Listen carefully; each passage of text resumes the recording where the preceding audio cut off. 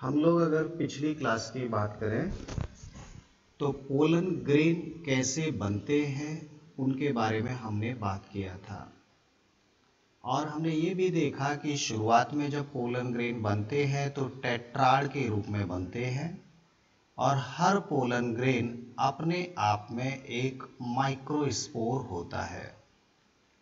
जब ये मैच्योर होता है और एंथर से रिलीज होता है उस वक्त देखने को मिलता है कि हर पोलन ग्रेन उसके पास कुछ एडिशनल कवरिंग हो जाती है और उसके अंदर दो सेल बन जाती हैं, दोनों की दोनों हैप्लॉइड रहती हैं। इस तरह से बाहर का जो आउटर कवरिंग है वो एक्जाइन कहलाता है और अंदर वाला जो कवर है वो इंटाइन कहलाता है और एक सेल मेम्ब्रेन भी होती है जिसके अंदर साइटोप्लाज्म कवर्ड है और दो सेल स्टेज में ये पोलन ग्रेन रिलीज होता है एंथर से और एंथर से रिलीज होके ये पहुंचता है स्टिग्मा के ऊपर। हाँ, ये स्टिग्मा यहाँ पे पहुंचता है। तो ये एंथर से पोलन ग्रेन का रिलीज होकर स्टिग्मा पर पहुंचना ये कहलाता है पॉलिनेशन। ठीक है, ये अपने आप में जब एक इस तरह का माइक्रोस्पोर था तो ये एक्चुअली जर्मिनेट कर रहा है, ग्रो कर रहा है और स्पोर जब ग्रो करते हैं तो बनाते हैं मेल गैमेटोफाइट। अभी ये जो मेल गैमेटोफाइट है ये 2 सेल स्टेज में है, 2 सेल स्टेज में। लेकिन जब ये जर्मिनेट करता है स्टिग्मा के ऊपर और पोलन ट्यूब इससे निकलती है तो ये एक जनरेटिव सेल फिर से डिवीजन करता है इसके अंदर, पोलन ट्यूब के अंदर, और इस तरह से फुली डेवलप्ड 3 सेल स्टेज में एक मेल गैमेटोफाइट बन जाता है। ये 3 सेल स्टेज का होता है complete developed male gametophyte, complete developed male gametophyte. हाँ, 3 सेल स्टेज, ये थोड़ा दिमाग में रखना, ये मैंने बात कर भी लिया था, आपको समझा भी दिया था। तो स्पोर जर्मिनेट करके गैमेटोफाइट बना रहे हैं और हर मेल गैमेटोफाइट के पास 2 मेल गैमीट हैं जिनको हमने नाम दिया जेनरेटिव सेल। और जो वेजिटेटिव सेल थी वो तो वाकई में पोलन ट्यूब बनाने का काम करती है, पोलन ट्यूब बनाने के बाद वो खत्म हो जाती है और इस तरह से पोलन ट्यूब 2 मेल गैमीट को रिलीज करती है पिस्टिल के अंदर। पिस्टिल के अंदर क्या क्या होता है ये अभी डिस्कस करेंगे। अब ये जो पोलन ग्रेन्स हैं इनका कुछ और एडिशनल इंफॉर्मेशन भी हमारी बुक में है जो हमें जानना जरूरी है।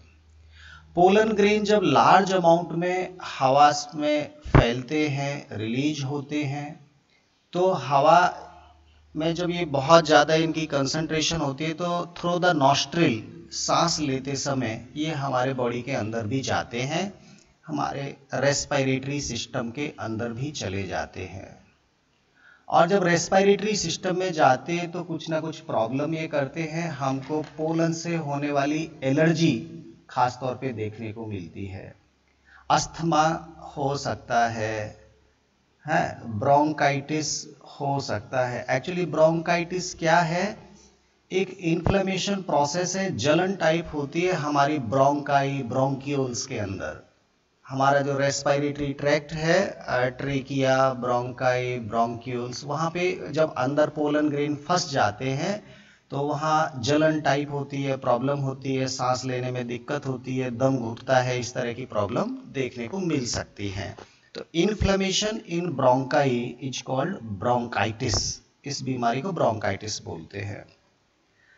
तो एलर्जी भी खास तौर पे यहाँ देखने को मिल सकती है पोलन ग्रेन के कारण, क्योंकि पोलन ग्रेन के ऊपर जो एक्जाइन है, एक्जाइन, इंटाइन, एक्चुअली उनमें स्पोरोपोलिन तो है ही है, लेकिन उसके अलावा कुछ और प्रोटीन भी होती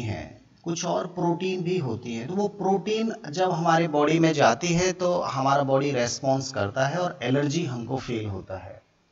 खास तौर पे जो एक पौधा है गाजर घास जो पौधा है कैरेट ग्रास जनरली हम उसको बोल देते हैं, कैरेट ग्रास सभी लोग जानते हैं।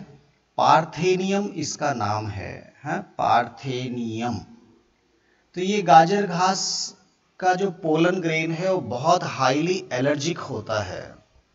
हमें गाजर घास को सीधा डायरेक्ट हाथ से उखाड़ते तो बहुत सारे पोलन ग्रेन हवा में उड़ते, नाक में जाते, हमको खांसी छींक आना शुरू हो जाता है, प्रॉब्लम कर देता है। इसलिए थोड़ा सा इसको बच के रहना। ये पौधा भी जब हमने हरित क्रांति भारत में चल रही थी तो बाहर से अमेरिका से खास तौर पे कुछ विदेशी वैरायटी के गेहूं के बीज इंपोर्ट किए थे। जब अमेरिका से वो सीड आए गेहूं के, उसी वक्त ये इसका बीज भी उन गेहूं के साथ आया था और ये आके अब इंडिया में एक बहुत बड़ी प्रॉब्लम बन चुका है। गाजर घास का पौधा एक बार जहां फैलना शुरू करता है फिर ये कंट्रोल नहीं होता है। एक्चुअली ये गाजर घास का पौधा, इसका एक और प्रॉपर्टी है कि इसकी पत्तियां जब जमीन में गिरती हैं तो उन पत्तियों में बहुत सारे केमिकल होते हैं और ये केमिकल अपने आसपास, उस पौधे के आसपास किसी दूसरे पौधे को भी नहीं उगने देते। घास भी नहीं उगती इन पौधों के आसपास। एक्चुअली वो केमिकल होते हैं उनके पत्तों में, तो वहां की सॉइल को ये ऐसा बना देते हैं कि कोई दूसरा पौधा उग ही नहीं पाता उनके आसपास। ये एलिलोपैथिक इफेक्ट कहलाता है गाजर घास का। बड़ा प्रॉब्लमेटिक पौधा है, गेहूं के साथ आ गया था अमेरिका से हमारे इंडिया में। ठीक है, जो भी है फिलहाल तो है। तो कुल मिला के पोलन ग्रेन लार्ज अमाउंट में जब हवा में स्प्रेड करते हैं, फैलते हैं, तो बहुत सारी प्रॉब्लम्स का कारण बनते हैं। दूसरी तरफ एक थोड़ा पॉजिटिव बात है, पोलन ग्रेन में एक्चुअली काफी सारा न्यूट्रिशन मौजूद होता है। क्योंकि पोलन ग्रेन अपने आप में एक रिच सेल है, साइटोप्लाज्म है, बहुत रिजर्व फूड इसके पास होता है। तो ये पोलन ग्रेन थोड़ा सा न्यूट्रिशनल वैल्यू वाला होने के कारण, न्यूट्रिशनल वैल्यू होता है, बहुत सारे प्लांट के, बहुत सारी स्पीसीज के पोलन ग्रेन को एज ए फूड सप्लीमेंट के रूप में इस्तेमाल किया जाता है। बहुत सारे लोग इनकी बनी हुई टैबलेट, इनकी बनी हुई सिरप यूज करते हैं, खासतौर पे जो एथलीट होते हैं, जो खिलाड़ी होते हैं। तो ये क्या है, नेचुरल प्रोडक्ट हैं पोलन ग्रेन, कोई केमिकल नहीं है, हाँ नेचुरल प्रोडक्ट है। तो इनको ये मार्केट में टैबलेट के रूप में भी मिलते हैं, पोलन ग्रेन की टैबलेट आती है, सिरप आते हैं। तो उनको लेने से हमारी बॉडी को काफ़ी एनर्जी फील होता है। तो ये न्यूट्रिशनल वैल्यू होने के कारण काफ़ी स्पोर्ट्स पर्सन इनको as a food supplement use भी करते हैं। एक और थोड़ा सा कंसेप्ट है पोलन ग्रेन से रिलेटेड, वायबिलिटी। एक नया शब्द मैं आपको इंट्रोड्यूस कर रहा हूँ, वायबिलिटी। वायबिलिटी बोलते हैं इसको। वायबिलिटी का मतलब होता है जीवन क्षमता। कितने दिन तक ये पोलन ग्रेन रिलीज होने के बाद कितने दिन तक जीवित रह सकते हैं। एक्चुअली उनके पास लिमिटेड फूड है, जितना भी है। कुछ दिन के बाद जब ये हवा में उड़ रहे हैं, अब ये फूड तो खत्म होगा इनका धीरे धीरे, तो कितने दिन तक ये जीवित बने रहेंगे। मतलब पोलन ग्रेन में जर्मिनेशन पावर बनी रहेगी कि वो स्टिग्मा पे जाए, जर्मिनेट करे और फर्टिलाइजेशन करे। तो ये जो टाइम पीरियड है ये वायबिलिटी कहलाता है। वायबिलिटी का मतलब रिलीज होने से कितने दिन तक वो कैपेबल है अपना काम करने के लिए। हाँ, तो ये वायबिलिटी कहलाता है। ये हम अलग अलग चीज़ों की बात करेंगे। अभी हम पोलन ग्रेन की वायबिलिटी की बात कर रहे हैं, आगे चलकर हम सीड की वायबिलिटी की बात करेंगे कि सीड कितने दिन तक जीवित रह सकता है। एक सीड है जो कई 2-3 साल तक भी जीवित रहेगा, उसको जमीन में लगाएंगे तो फिर से वो जर्मिनेट करने लगता है। कुछ ऐसे सीड है कि तुरंत उनको लगाना जरूरी है, बाद में वो जर्मिनेट ही नहीं करते। ऐसे ही पोलन ग्रेन की बात करेंगे तो पोलन ग्रेन, कुछ स्पीसीज के पोलन ग्रेन हवा में रिलीज होने से 2-3 घंटे तक ही जीवित रहते हैं बस। अगर वो 2-3 घंटे के अंदर प्रॉपर जगह पर लैंडिंग नहीं हुए, स्टिग्मा के ऊपर नहीं पहुंचे, तो वो डिस्ट्रॉय हो जाते हैं, काम करना वो बंद कर देते हैं। खास तौर पे हम राइस की बात करें, व्हीट की बात करें, राइस और व्हीट, हाँ ये गेहूं, चावल, इनके जो पोलन ग्रेन है वो बहुत जल्दी अपना वायबिलिटी ख़त्म कर देते हैं और हम कहेंगे लगभग 30 मिनट में इनके पोलन ग्रेन अगर प्रॉपर जगह नहीं पहुंचे तो बाद में वो कचरा हो जाता है, वेस्टेज हो जाता है। इनकी वाइबिलिटी टाइम पीरियड केवल 30 मिनट्स है। लेकिन कुछ और फैमिली हैं जैसे रोजेसी है, लेगुमिनेसी है, सोलानेसी फैमिली है, इनके अंदर हमने देखा तो कई महीनों तक ये पोलन ग्रेन वाइबल कंडीशन में बने रहते हैं। हाँ, ये थोड़ा वाइबिलिटी शब्द आपके लिए फिलहाल नया है, लेकिन ये बड़ा काम का है, इसको थोड़ा सा दिमाग में रखिए। वाइबिलिटी मतलब कितने दिन तक जीवित रहने की पावर है उसके पास। हाँ, अभी हम पोलन ग्रेन की बात कर रहे हैं, आगे जब नेक्स्ट टॉपिक आएगा तो हम सीड की वाइबिलिटी की भी बात करेंगे कि सीड कितने दिन तक जीवित रह सकता है, उसके अंदर जो एम्ब्रियो है वो कब तक जर्मिनेट करने की पावर रखता है। क्योंकि फूड तो इनके पास फिक्स है ना, कोई अनलिमिटेड थोड़ी है। अभी हवा में उड़ चुका है, एंथर के अंदर भी नहीं है, तो कुछ तो इसका लिमिटेशन रहेगा, बाद में तो ड्राई हो जाएगा, सूख जाएगा, मर जाएगा। तो ये थोड़ा सा एक कंसेप्ट था वाइबिलिटी का, ये भी आपको दिमाग में रखना है। अब एक और थोड़ा सा कंसेप्ट है, वो भी थोड़ा समझा देता हूं। एक नया नाम फिर से आपको बता रहा हूं, क्रायो प्रिजर्वेशन टेक्निक।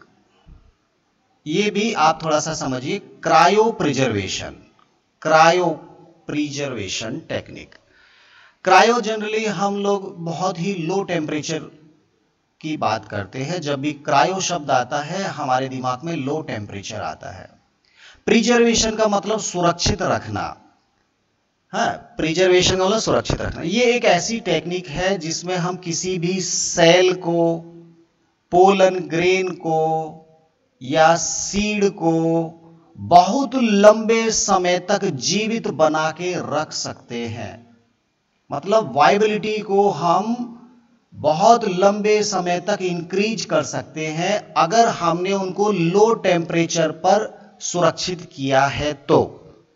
अब ये लो टेम्परेचर कितना होना है? क्रायो प्रिजर्वेशन टेक्निक बोलती है -196 डिग्री सेल्सियस में लिक्विड नाइट्रोजन के अंदर अगर हम किसी लिविंग सेल को सुरक्षित करते हैं तो वो बहुत लंबे समय तक उसके अंदर जीवित ही बनी रहेगी। इसलिए कई बार हम पोलन ग्रेन को भी फ्यूचर के लिए सुरक्षित करना चाहते हैं तो उसको हम क्रायो प्रिजर्वेशन टेक्निक से सुरक्षित कर लेते हैं। और ऐसी जगह जहां अलग अलग स्पीसीज के पोलन ग्रेन को प्रिजर्व करके रखा गया है उस जगह को हम पोलन बैंक भी कहते हैं। पोलन बैंक में क्या सुरक्षित होता है? Pollen grain. कई रेयर स्पीसीज हैं जिनके पोलन ग्रेन को हम सुरक्षित करके रखे हैं। ऐसे ही कई स्पीसीज के टिश्यू को हम सुरक्षित करके रख सकते हैं। जो स्पीसीज विलुप्त होने वाली है उनके बॉडी के कुछ पार्ट की सेल को हम सुरक्षित करके रख सकते हैं इस टेक्निक से। तो ये टेक्निक आपको याद रखना है। ये टेम्परेचर बिल्कुल याद रखना है, ना ज़्यादा होना है ना कम होना है, क्योंकि हर जगह ये स्टैंडर्ड टेम्परेचर मेंशन किया हुआ है। -196 degree Celsius liquid nitrogen we can preserve for long time duration of any living cell in viable condition, and this technique is called cryopreservation technique. I think आपको समझ में आ गया होगा क्या है क्रायोप्रिजर्वेशन टेक्निक। तो ये हमारा अभी तक जो बात किए, हमने बात किया कि एक एंजियोस्पर्म प्लांट कैसे अपने मेल गैमीट बनाता है, कैसे मेल गैमीट बनाता है, ये हमारा टॉपिक खत्म हुआ। अब हमारे पास फीमेल गैमीट बनाने का भी टास्क बचा है, क्योंकि जब तक फीमेल गैमीट नहीं बनेगा फर्टिलाइजेशन कैसे होगा। अभी तक हमने पढ़ा कि एक एंथर के अंदर जो बाइलोब्ड है जिसमें 4 माइक्रोस्पोरेंजिया हैं, हर माइक्रोस्पोरेंजिया में स्पोरोजीनस टिश्यू है। स्पोरोजीनस टिश्यू एक्चुअली जब ग्रो करता है और मियोसिस डिवीजन करने के लिए तैयार होता है तो वो पोलन मदर सेल में कन्वर्ट होता है। हाँ, पोलन मदर सेल में जब मियोसिस होता है तो पहले 2 सेल बनती हैं, फिर 4 सेल बनती हैं, फिर ये 4 सेल, फिर ये क्या है, माइक्रोस्पोर बन गए। एक्चुअली ये प्रोसेस क्या कहलाती है? माइक्रोस्पोरोजेनेसिस। माइक्रोस्पोरोजेनेसिस। ठीक है, अब ये जब स्पोर बन गए तो स्पोर अब जर्मिनेट कर रहे हैं, जर्मिनेशन हो रहा है, ग्रोथ कर रहे हैं, और ग्रोथ कर रहे हैं तो मेल गैमेटोफाइट बना रहे हैं, और मेल गैमेटोफाइट जब बनाया तो वो 3 सेल का ही बना केवल, जिसमें से 2 गैमीट बन गए। तो हमारी कहानी शुरू हो गई कि मेल गैमीट कैसे बने, ये कंप्लीट भी हो गई। तो ये मेल गैमीट बनाना थोड़ा सा आपको अगर कंसेप्ट समझ में आया तो बहुत आसान है। ये माइक्रोस्पोरोजेनेसिस है, और ये प्रोसेस अगर हम देखें तो ये गैमीटोजेनेसिस है, गैमीटोजेनेसिस।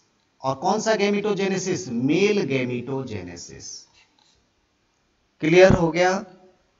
अब चलिए हम बात करते हैं फीमेल गैमीट कहां बनते हैं, फीमेल गैमीटोजेनेसिस कैसे होता है। तो हमारा नेक्स्ट टॉपिक शुरू होता है फीमेल पार्ट पे, और फीमेल पार्ट का हमें पता है कि वहां होती है पिस्टिल। ये वहां क्या होती है? पिस्टिल। और पिस्टिल के 3 पार्ट होते हैं, स्टाइल, स्टिग्मा और ओवरी। ये मैंने तीनों पार्ट बताए। ऊपर का ये हो गया आपका स्टिग्मा, और ये हो गया स्टाइल, और ये हो गया आपका ओवेरी। ठीक है, अब देखिए थोड़ा सा यहाँ पे आखिर फीमेल गैमीट बनने की प्रोसेस हमको देखना है। तो पहले तो ये समझो कि पूरा फ्लावर अपने आप में डिप्लॉयड सेल से बना है। ये पूरा जो पार्ट है इसकी हर एक सेल कैसी है? डिप्लॉयड सेल है। इसका मतलब ये स्पोरोफाइट प्लांट है, इसीलिए इसकी हर सेल अभी डिप्लॉयड है। ठीक है, कंसेप्ट क्लियर होना चाहिए। गैमीट तो हैप्लॉइड बनेंगे, लेकिन डायरेक्ट गैमीट नहीं बनेंगे। स्पोरोफाइट प्लांट तो क्या बनाएगा? स्पोर बनाएगा। और स्पोर चूंकि हम फीमेल पढ़ रहे हैं तो ये स्पोर कौन सा होगा? ये मेगा स्पोर होगा। ये थोड़ा दिमाग में आना चाहिए ऑटोमेटिक। एक्चुअली स्पोरोफाइट प्लांट है तो स्पोर बनाएगा। स्पोर कौन से बनाएगा? मेगा स्पोर बनाएगा। मेगा स्पोर भी कैसे होंगे? हैप्लॉइड ही होंगे। स्पोर भी हैप्लॉइड होते हैं, गैमीट भी हैप्लॉइड होते हैं। अब मेगा स्पोर बनने की जो प्रोसेस है वो क्या कहलाएगी? वो मेगा स्पोरोजेनेसिस कहलाएगी। मेगा स्पोर बनने की प्रोसेस मेगा स्पोरोजेनेसिस कहलाई। जब मेगा स्पोर जर्मिनेट करेगा, ग्रोथ करेगा, तो बनेगा फीमेल गैमीटोफाइट। फीमेल गैमीटोफाइट बनेगा। और जब फीमेल गैमीटोफाइट बनेगा तो इसके अंदर केवल एक एग सेल बनेगी, जिसे हम बोलते हैं फीमेल गैमीट। उसे क्या बोलेंगे? Female gamete. तो स्पोर से जो मेगा स्पोर है, मेगा स्पोर जब बन गया तो स्पोर से गैमीट बनने की प्रोसेस क्या कहलाएगी? गैमीटोजेनेसिस कहलाएगी। गैमीटोजेनेसिस। कौन सी गैमीटोजेनेसिस? फीमेल गैमीटोजेनेसिस। बस ये कंसेप्ट क्लियर होना है, एकदम सिंपल है, कोई ज्यादा कंफ्यूजन नहीं है। अब देखो, आप बोल रहे हैं कि सर आपको तो सिंपल लग रहा है, हमें तो थोड़ा दिमाग में गड़बड़ हो रहा है। तो अभी आपको एकदम क्लियर हो जाएगा। हाँ, थोड़ा सा इसको अभी मैं शुरू करता हूं। ये अभी मैंने क्या बनाया? पिस्टिल। पिस्टिल की हर सेल कैसी है? डिप्लॉयड सेल है। अब देखिए इसकी हर सेल डिप्लॉयड है, डिप्लॉयड है, डिप्लॉयड। ये सभी सेल कैसी हैं? डिप्लॉयड है। हाँ, ये पूरा मैंने cell cell cell cell cell cell cell बना दिया, पूरा सेल बना दिया। हाँ, ये पूरा इसके अंदर सेल सेल सेल सब पूरा कंप्लीट सेल। लेकिन इसके अंदर ये जो बड़ा सा कमरा है, जो चैम्बर है, इस चैम्बर को हम बोलते हैं लोक्यूल। इस चैम्बर को हम क्या बोलते हैं? लोक्यूल बोलते हैं। ये थोड़ा सा दिमाग में आना चाहिए। ठीक है, लोक्यूल या ओवेरियन कैविटी। अब ओवेरियन मतलब ओवरी, ओवरी की कैविटी, एक कमरा, एक चैम्बर, ये आपका है। ठीक है, अब क्लास 11th का अगर मैं टॉपिक थोड़ा सा रिवाइज करूं, थोड़ा सा मैं अगर रिवाइज करूं, तो अगर किसी फ्लावर में केवल एक सिंगल पिस्टिल मिलती है, एक फ्लावर में केवल एक पिस्टिल मिलती है, एक, तो वो फ्लावर आपका मोनोकार्पेलरी कहलाएगा। क्या कहलाएगा? मोनोकार्पेलरी। मतलब ये आपका थैलेमस में केवल एक ये लगा है, बाकी अब ये तो कितने भी लगे हो इससे कोई फर्क नहीं पड़ेगा। तो ये फ्लावर कैसा है? मोनोकार्पेलरी। अगर मान लीजिए फ्लावर में एक से ज्यादा कार्पल हैं, ये भी एक लगी है, ये भी एक लगी है, ये भी एक लगी है और फिर एंथर लगे हैं, तो ये आपकी हो गई मल्टी कार्पलरी फ्लावर। तो ये तो नाम से ही पता चल रहा है, मोनोकार्पल मतलब एक ही कार्पल है, मल्टी कार्पल मतलब बहुत सारे कार्पल हैं। जब मल्टी कार्पल है तो यहां पर प्रॉब्लम है। क्या ये सभी कार्पल अलग अलग हैं? क्या इनकी ओवरी अलग अलग हैं? अगर अलग अलग हैं तो ये कहलाएगा आपका एपोकार्पस। ये सब क्लास 11th में समझाया हुआ है। अगर ये सभी ओवरी फ्यूज हो गई, मान लीजिए इस तरह से अगर है, ये एक ओवरी, ये एक ओवरी, ये एक ओवरी, ये एक ओवरी फ्यूज होके और ये आपका स्टाइल स्टिग्मा ऐसे बन गया है, तो ये ओवरी क्या है? फ्रूट बनाती है। आपको मालूम है ना, जैसे आपने लेमन देखा तो लेमन के अंदर देखो इस तरह से आपने ये देखा होगा, तो अपने आप में ये एक ओवरी थी, इस ओवरी की अलग एक स्टाइल स्टिग्मा थी, ये एक ओवरी थी, ये एक ओवरी थी, तो ये सब क्या है? फ्यूज हो गई और सब ने फ्यूज होके एक ही फ्रूट बनाया। तो ये आपने लेमन को जब काट के देखा तो एक्चुअली लेमन क्या है? ओवरी है, ओवरी ही तो फ्रूट बनाती है। तो ये जब आपके कार्पल जब फ्यूल्ड पाई जाती हैं, आपस में जुड़ जाती हैं, तो इसको हम बोलते हैं सिनकार्पस। इसको क्या बोलते हैं? सिनकार्पस। ये क्लास 11th के टॉपिक थे, फिर भी मैंने थोड़ा रिपीट कर दिया, ठीक है। अब ये कहानी खत्म होने के बाद इधर आइए लोक्यूल पे। लोक्यूल क्या है? ओवरी के अंदर एक चैम्बर। अब इस चैम्बर में क्या है वो थोड़ा देखना है। सबसे पहले तो ये चैम्बर समझ में आया, लोक्यूल। अब ये जो डिप्लॉयड सेल हैं, ये जो डिप्लॉयड सेल हैं ये स्पॉन्जी और थिक होती हैं इस लोक्यूल के अंदर, स्पॉन्जी एंड थिक। और इस लेयर को, इस ग्रुप ऑफ टिश्यू को हम बोलते हैं प्लेसेंटा। इसको क्या बोलते हैं? प्लेसेंटा।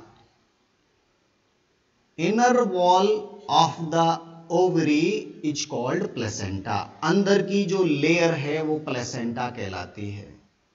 अब इस प्लेसेंटा की कुछ डिप्लॉयड सेल ये डिवीजन करते करते करते करते इस तरह का एक अंदर स्ट्रक्चर बना लेती है। अब एक बनाया तो एक, किसी ने बोला नहीं हम तो दो बनाना है तो दो हो गया, तीन बनाना है तो तीन हो गया। एक्चुअली इस लोक्यूल के अंदर कुछ स्ट्रक्चर बन रही हैं, ये सेल डिवाइड कर रही हैं और हर सेल माइटोसिस कर रही है। सब के सब ये डिप्लॉयड सेल से बना हुआ स्ट्रक्चर इसके अंदर डेवलप हो रहा है। ये जो स्ट्रक्चर डेवलप हो रहा है इसको ही हम बोलते हैं ओव्यूल। ओवरी के अंदर क्या बनता है? ओव्यूल। आप बता सकते ओव्यूल की हर सेल अभी कैसी है? सभी डिप्लॉयड सेल हैं क्योंकि सब प्लेसेंटा से ही डेवलप हुई है। और ओव्यूल का ओवरी के अंदर क्या अरेंजमेंट है? Arrangement of ovule inside the ovary is called placentation. Class 11th का ही टॉपिक है प्लेसेंटेशन। प्लेसेंटेशन क्या है? आपने पढ़ा था एक्सियल, पैराइटल, फ्री सेंट्रल, अलग अलग टाइप का पढ़ा था placentation. Placentation is the arrangement of ovule inside the ovary of the angiosperm plant. Pistil के अंदर ऐसा देखने को मिलता है। तो ये आपके ओव्यूल है। ओव्यूल सिंगल भी हो सकता है, ओव्यूल मल्टीपल भी हो सकते हैं, कितने भी हो सकते हैं। अब इसको सही ढंग से अगर समझना है तो मैं इसमें केवल एक ही ओव्यूल बना रहा हूं ताकि ये आपको कंसेप्ट समझ में आए। सपोज इस ओवरी में केवल एक ही ओव्यूल है, ठीक है। अब इस ओव्यूल की हर सेल कैसी है? डिप्लॉयड सेल है। हर सेल कैसी है? Diploid cell. और धीरे धीरे ये स्ट्रक्चर डेवलप होती है और इसमें कवरिंग, छिलका, कवर ये सब बनना शुरू हो जाता है। अब इस स्ट्रक्चर को मैं अगर यहां पे बनाऊं, ये स्ट्रक्चर मैं अगर यहाँ पे बनाऊं तो इस तरह की तो एक डंडी इसमें बन गई, ये वाला पार्ट, ये इसकी डंडी हो गई, और डंडी के ऊपर इस तरह का एक स्ट्रक्चर आपको दिखाई दे रहा है, ये एक स्ट्रक्चर दिखाई दे रहा है। ठीक है, ये प्रेजेंटेशन को हटाते हैं। तो ये आपका जो बना स्ट्रक्चर, ये क्या कहला रहा है? ओव्यूल कहला रहा है, ओव्यूल। अब ओव्यूल में जैसे जैसे ये डेवलप होता है तो इसके बाहर आउटर में दो छिलके से बन जाते हैं, जिनको बोलते हैं हम इंटेगुमेंट। एक छिलका ये, एक छिलका ये, और ऊपर एक छोटा सा छेद बन जाता है, ऊपर एक छोटा सा कवरिंग बन जाता है इस तरह का। ये दो कवर बन गए, एक्चुअली दो इंटेगुमेंट्स बन गए, और यहां पर आप देख रहे हैं तो एक छोटा सा छेद बन गया, और इसके अंदर भरी पड़ी है बहुत सारी डिप्लॉयड सेल। और ये जो इंटेगुमेंट है, जो कवर है, ये भी सब डिप्लॉयड सेल से ही बने हैं। ये भी सेल अब मैं बनाऊंगा तो थोड़ा हौच-पौच होगा। Actually all the integuments are also composed by diploid cell, and inside these two cover, ये कितने कवर हो गए? दो। इनको बोलते हैं इंटेगुमेंट, इंटेगुमेंट्स। दो छिलके बन गए, आप ये मानो दो छिलके बन गए उसमें मैच्योर होने के बाद। आउटर इंटेगुमेंट और इनर इंटेगुमेंट, देखिए कितना सिंपल नाम है, आउटर इंटेगुमेंट और इनर इंटेगुमेंट। और जहां पर ये कवरिंग हो रही थी, ऊपर देखिए एक छोटा सा पार्ट बच गया जहां कवर नहीं है, इस तरह से। इस छोटे से छेद को बोलते हैं हम माइक्रोपाइल, माइक्रोपाइल।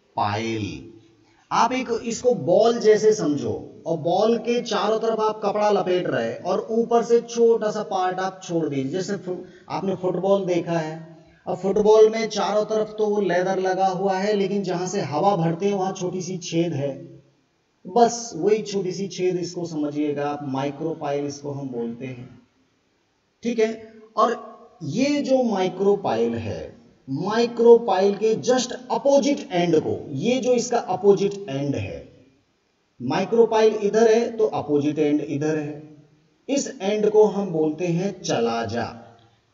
चला जा, कहां चला जा? घर को चला जा, छुट्टी हो गई, वैकेशन हो गई, हाँ, चला जा, नाम याद रहेगा, चला जा। ऊपर क्या है? माइक्रोपाइल। ध्यान देना, माइक्रोपाइल वो पार्ट है जहां इंटेगुमेंट कवर नहीं कर रहे, और जिधर माइक्रोपाइल है जस्ट उसके अपोजिट साइड का जो पार्ट है, जो एंड है, जैसे नॉर्थ पोल साउथ पोल होते हैं, ऐसे एक पोल होता है माइक्रोपाइल, दूसरा पोल होता है चला जा। और ये जो डंडी है जिससे ये अपना प्लेसेंटा से जुड़ा हुआ है, इस डंडी को हम बोलते हैं फनिकल। इस डंडी को क्या बोलते हैं? Funicle, FUNICLE, funicle. मैंने क्लास 11th में आपको बहुत ये याद करवाया अलग अलग नाम, लेकिन फनिकल वहां नहीं था, वहां लीफ की डंडी थी। पैटियोल आपने बोला था, पैटियोल, और जो चौड़ा पार्ट था उसको लेमिना बोला था। मैं क्लास 11th भी बीच बीच में थोड़ा रिवाइज कर दे रहा हूं। ओव्यूल की डंडी को क्या बोलते हैं? फनिकल। अब देखिए, एक थोड़ा सा चेंज कर रहा हूं, थोड़ा सा क्या करें, मैंने चेंज किया, देखो क्या किया।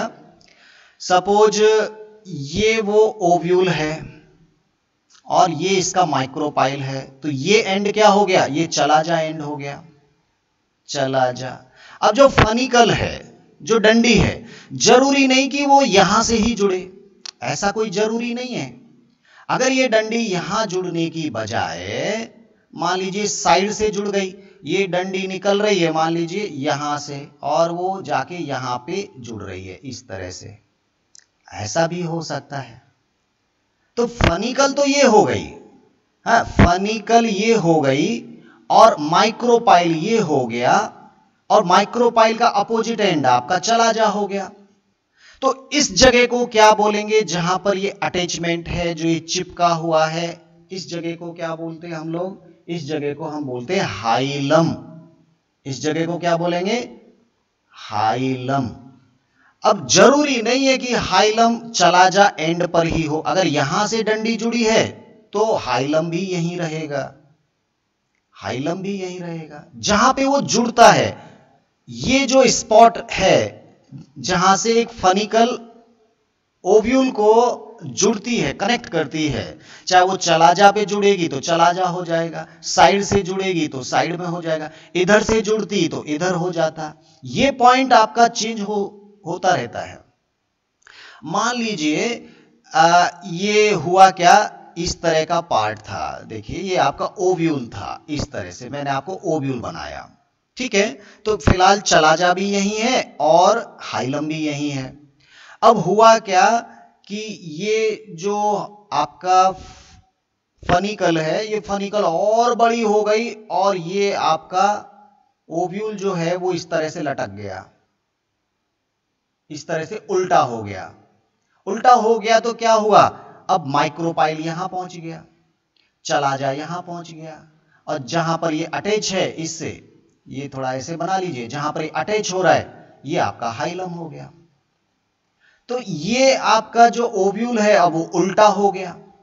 अभी ये सीधा था, सीधा ओव्यूल था, अब ये थोड़ा सा ऐसे बेंड भी हो सकता है और ऐसे भी हो सकता है और ऐसे भी घूम के फिर से दोबारा सीधा हो सकता है। ओव्यूल अलग अलग टाइप से बेंड कर सकता है, आप जरूरी नहीं है कि एकदम सीधा ही बनाएं। अब आपकी एनसीईआरटी टेक्स्ट बुक में जो ओव्यूल का फोटो बनाया है, एक्चुअली उसमें क्या बनाया, उल्टा बना दिया। ये मान लीजिए आपका फनिकल आया और फनिकल से यहां पर क्या किया, इधर माइक्रोपाइल करके ऐसे उसको लटका दिया, ये इस तरह से लटका दिया। हाँ, अब इसमें क्या हुआ है, अब देखो हाइलम कहाँ है, हाइलम तो ये वाली जगह है जहां पे कनेक्ट हो रहा है, दैट इज हाइलम, ये वाला। ये क्या है, ये माइक्रोपाइल है, और माइक्रोपाइल है तो यहां पर दो इंटेगुमेंट्स है, एक इधर बनाओ एक इधर बनाओ, एक और इंटेगुमेंट बनाओ, एक और इंटेगुमेंट बनाओ, ये एंड क्या हो जाएगा, ये आपका चलाजा हो जाएगा। और इसके अंदर जो ये टिश्यू भरा पड़ा है, जिसकी हर सेल अभी डिप्लॉयड सेल है, इस टिश्यू का ही नाम याद रखना जरूरी है। इस टिश्यू को हम बोलते हैं न्यूसीलस टिश्यू। ध्यान देना, ये नाम बिल्कुल याद होना है, न्यूसीलस टिश्यू, याद रहेगा न्यूसीलस टिश्यू। तो आपको कहीं ना कहीं ओव्यूल कैसा होता है वो स्ट्रक्चर समझ में आई होगी। Each ovule is connected by funicle with the placenta of the ovary. Each ovule have two integuments, one is outer integuments, another is inner integuments, and both integuments covered a diploid tissue, it is called nucellus tissue. There are two ends of the ovule, one is the micropylar end and another is the chalagal end, and the hilum is the place where the funicle attached with the ovule. So that is the sufficient knowledge regarding the ovule. I think आपका concept clear हो गया होगा, ठीक है, समझ में आया, very good. अब थोड़ा ओव्यूल को फिर से बनाना पड़ेगा एक बार ढंग से। अब मैं ओव्यूल को सीधा ही बना रहा हूं ताकि समझ में आए। ये हो गया दो इंटेगुमेंट्स, पहला इंटेगुमेंट्स, ये मैंने यहां पर माइक्रोपाइल छोड़ दिया, ये इंटेगुमेंट्स हो गया एक छिलका, एक और छिलका बना देता हूं, ये दो हो गए, ठीक है। थोड़ा सा इसको समझना है, कंसेप्ट आना चाहिए। और ये मैंने बना दिया फनिकल। अब ये आप पहचान लीजिए चलाजल एंड क्या है और ये एंड क्या है, माइक्रोपाइल किधर है, ये सब आपको अब समझा दिया है। अब इसके अंदर यहां पर है न्यूसीलस टिश्यू। फिलहाल मैंने आपको क्या बताया, मैंने आपको बताया ओव्यूल कैसा होता है। अब एक चीज और मैं क्लियर कर दूं कि ओव्यूल एक्चुअल में है क्या, ओव्यूल एक्चुअल में है मेगा स्पोरेंजिया। ये क्या है, मेगा स्पोरेंजिया। ये वो स्ट्रक्चर है, ये वो पार्ट है जहां मेगा स्पोर बनाए जाएंगे एक स्पोरोफाइट प्लांट के द्वारा। अभी यहां मैंने मेगा स्पोर नहीं बनाया, यहां पर मेगा स्पोर बनेंगे। मेगा स्पोर फिर जर्मिनेट करके फीमेल गैमेटोफाइट बनाएगा और फीमेल गैमेटोफाइट में फीमेल गैमीट बनेगा। फिलहाल हम कंप्लीट ओव्यूल को बोल रहे हैं मेगा स्पोरेंजिया। ठीक है, एंथर के अंदर थी माइक्रोस्पोरेंजिया। इधर पिस्टिल के अंदर जो ओवरी है, ओवरी के अंदर जो ओव्यूल बना है, ovule is the mega sporangia. Concept clear? ठीक है। अब इस ओव्यूल में जो माइक्रोपाइल है, ध्यान देना, माइक्रोपाइल एंड की तरफ की केवल एक न्यूसिलस सेल, ध्यान देना, केवल एक न्यूसिलस सेल ये अपने आप में ग्रो करती है, बड़ी हो जाती है। एक सेल में बना रहा हूं जो शुरुआत में वो न्यूसिलस टिश्यू की ही सेल थी, लेकिन वो ग्रोथ करना उसने शुरू कर लिया। ध्यान देना, ये कौन सा एंड है? Micropylar and. ये सभी सेल कैसी हैं? सब के सब डिप्लॉयड सेल है और ये न्यूसिलस सेल है, सब के सब।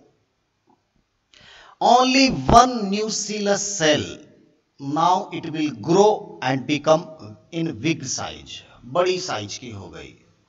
और ये वो सेल है जो मेगा स्पोर मदर सेल का काम करेगी। Mega spore mother cell, mother cell मतलब ये वो अब मियोसिस करने की पावर इसके पास आ गई। केवल एक सेल, एक ओव्यूल में केवल एक सेल ही मियोसिस डिवीजन करेगी। ये मियोसाइट सेल है, ये डिप्लॉयड सेल है, इसको हम बोलते हैं MMC cell, mega spore mother cell. MMC कैसी है? डिप्लॉयड है। वहां पोलन मदर सेल हमने पढ़ा था, पीएमसी सेल, जैसे पोलन ग्रेन बने थे, टेट्राड बना था मियोसिस डिवीजन करने के बाद। ये वो सेल है जो मेगा स्पोर मदर सेल है।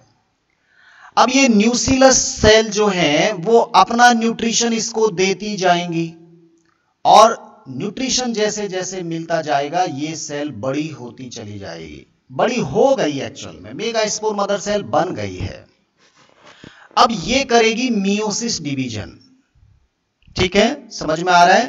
अब ये सेल क्या करेगी? Meiosis division. जब एक सेल मियोसिस करती है, ये मान लीजिए आपके मेगा स्पोर मदर सेल है, अभी मेगा स्पोर मदर सेल से मेगा स्पोर बनने की जो प्रोसेस है, मेगा स्पोर मदर सेल से मेगा स्पोर बनने की जो प्रोसेस है वो कहलाती है मेगा स्पोरोजेनेसिस। मेगा स्पोरोजेनेसिस कैसे बनेगी भाई? इसमें मियोसिस फर्स्ट होगा तो 2 सेल बन जाएंगी, मियोसिस सेकंड होगा तो 4 सेल बन जाएंगी। क्या दिक्कत है? 4 सेल बन गई। क्या ये टेट्राड है? बिल्कुल ये टेट्राड है, लेकिन माइक्रोस्पोर टेट्राड से अलग टाइप का है। माइक्रोस्पोर टेट्राड ऐसा बनाया था हमने, ध्यान दीजिए, ये माइक्रोस्पोर का टेट्राइड है। चारों के चारों क्या है? माइक्रोस्पोर है। और ये चारों के चारों क्या है? ये मेगा स्पोर है। अब जब मियोसिस हो गया तो ये मेगा स्पोर बन गए। कितने बने? 4 बने। ये 4 मेगा स्पोर बन गए। और मेगा स्पोर बनने की प्रोसेस क्या कहलाती है? Mega sporogenesis. चारों ये टेट्राड में तो हैं, लेकिन इलोंगेट टेट्राड है, ध्यान दीजिएगा, अलग टाइप से है। तो क्यों ना मैं यहां पर अब इस सेल को, ये सेल कंज्यूम होती जा रही है और यहां पर बन गया है मेगा स्पोर टेट्राड 3 4, बाकी और सेल आसपास मौजूद हैं। ये 1 2 3 और 4 मेगा स्पोर बन चुके हैं। मेगा स्पोर मदर सेल से, और ये प्रोसेस मेगा स्पोरोजेनेसिस कहला रही है। ठीक है।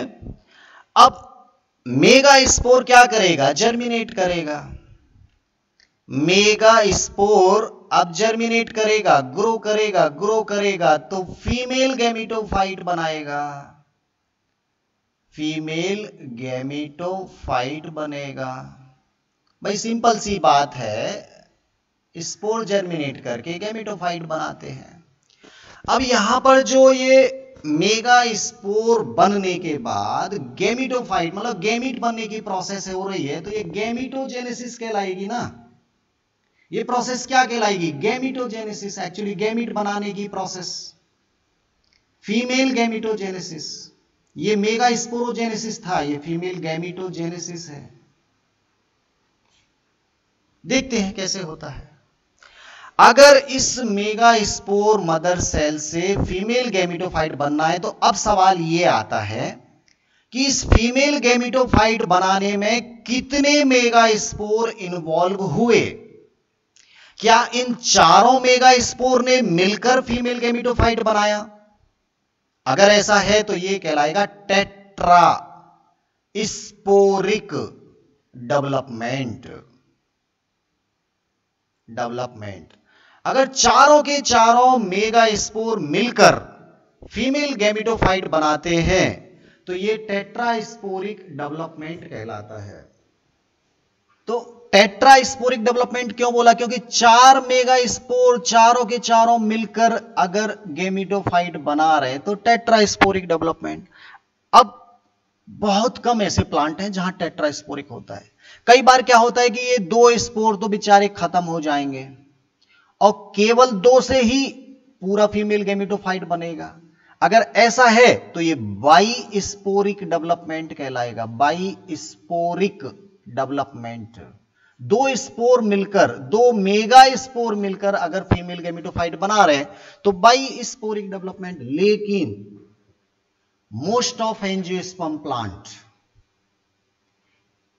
3 मेगा स्पोर खत्म हो जाते हैं, केवल एक ही मेगा स्पोर जीवित बचता है, और वो भी माइक्रोपाइल की तरफ वाला। ध्यान देना, माइक्रोपाइलर एंड की तरफ वाला केवल एक ही मेगा स्पोर बचता है, बाकी 3 खत्म हो जाते हैं।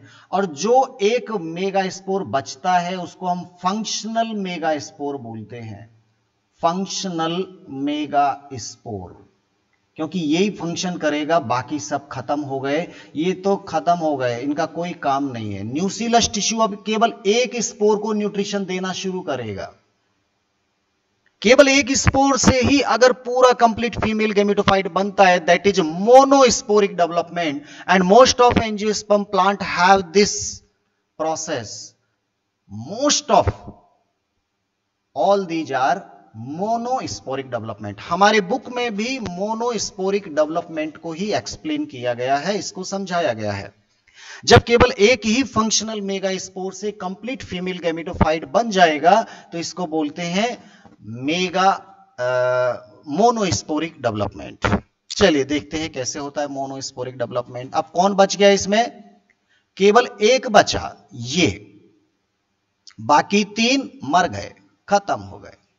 अब इसको अब ग्रो करना है, जर्मिनेट करना है, मतलब हमारा गैमेटोजेनेसिस अब शुरू करना है। अब स्पोर बन चुका है, एक ही बचा जिसका नाम रख दिया फंक्शनल मेगा स्पोर। अब ये फंक्शनल मेगा स्पोर शुरुआत में डिवीजन करता है। अब ये आप मुझे बता सकते हैं फंक्शनल मेगा स्पोर डिप्लॉयड है कि हैप्लॉयड?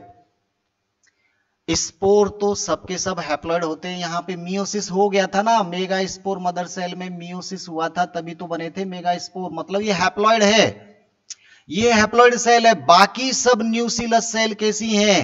सबके सब डिप्लॉयड हैं। Remaining all the nucleus cells are diploid, only the single functional megaspore is haploid in this ovule at this condition. Clear? ठीक है। फंक्शनल मेगास्पोर, फंक्शनल मेगास्पोर अब यहां पे क्या कर रहा है? ग्रोथ करता है, जर्मिनेट करता है और न्यूट्रिशन देता है न्यूसिलस टिश्यू। अब न्यूक्लियस टिश्यू धीरे धीरे खत्म करते जाओ और इस मेगा स्पोर को बड़ा करते जाओ।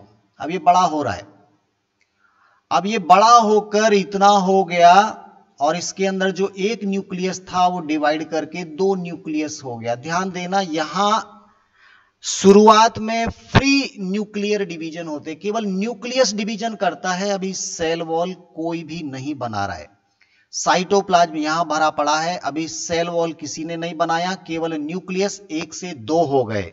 कौन से डिवीजन हो रहे हैं? माइटोसिस। ये भी हैप्लॉइड था तो हैप्लॉइड ने हैप्लॉइड बना दिया। क्लियर? दोनों हैप्लॉइड न्यूक्लियस फिर से माइटोसिस करते हैं और ये 4 बन जाते हैं, और ये चारों हैप्लॉइड न्यूक्लियस फिर से डिवीजन करते हैं तो 8 न्यूक्लियस बन जाते हैं। और ये सेल की साइज, ये जो स्ट्रक्चर है वो धीरे धीरे बड़ा होता जा रहा है, बड़ा होता जा रहा है। फाइनल पोजीशन क्या बनी, थोड़ा देखिए। फाइनल पोजीशन क्या बन रही है? फाइनल पोजीशन बनी कि यहां पर एक बड़ी सी स्ट्रक्चर बन गई है, जिसमें अभी मैंने 4 न्यूक्लियस यहां बनाए, 4 न्यूक्लियस यहां बनाए। एक्चुअली वो जो 2 बने थे, एक इधर आ गया, एक इधर आ गया, उसने इधर डिवीजन कर लिया, इसने इधर डिवीजन कर लिया, तो 4 न्यूक्लियस बन गए। ये जो स्ट्रक्चर बन रही है अंदर, जिसमें अभी 8 न्यूक्लियस हैं, इस स्ट्रक्चर को हम बोलते हैं एम्ब्रियो सैक, और इसी को हम बोलते हैं female gametophyte. Female gametophyte. Actually embryo sac अपने आप में एक फीमेल गैमीटोफाइट है जो मेगा स्पोर के डेवलपमेंट के द्वारा बना है। अभी इसमें जब ये पोजीशन हो गया तो एक सेल इधर का, एक सेल इधर का, 2 न्यूक्लियस बीच में आ जाएंगे। इनको बोलते हैं पोलर न्यूक्लियाई। इनको क्या बोलते हैं? Polar nuclei. तो 3 इधर रह गए और 3 इधर रह गए और 2 न्यूक्लियस बीच में आ गए। अब इनमें सेल वॉल बनना शुरू होता है। इसने अपनी सेल वॉल बना ली, इसने अपनी सेल वॉल बना ली, इसने अपनी सेल वॉल बना ली, सब अपनी अपनी सेल वॉल बना रहे हैं, लेकिन बीच वाले दोनों न्यूक्लियस ने एक ही सेल वॉल बनाई। क्या बन गया? ध्यान देना, यहां पर कुछ नाम मैं नए बताऊंगा जो आपको याद होना चाहिए। इन दोनों न्यूक्लियस को बोलते हैं पोलर न्यूक्लियाई। थोड़ा जगह नहीं बच रही है, मिटाऊंगा तो डायग्राम खत्म होगा। इन दोनों को क्या बोलते हैं? Polar nuclei. इस सेल को, एक सेल बन गई जिसके अंदर 2 पोलर न्यूक्लियाई हैं। इस सेल को बोलते हैं सेंट्रल सेल। इस सेल को क्या बोलते हैं? Central cell. अब देखिए, ये जो माइक्रोपाइल की तरफ वाली जो 3 सेल हैं, ध्यान देना, माइक्रोपाइल की तरफ वाली, ये जो एक बीच में सेल है, ये है फीमेल गैमीट। ये पूरा गैमीटोफाइट है, ये पूरा गैमीटोफाइट है। तो यहां पर ये जो एक सेल है जिसे हम एग सेल बोलते हैं, ये है फीमेल गैमीट। गैमीट बन चुका है।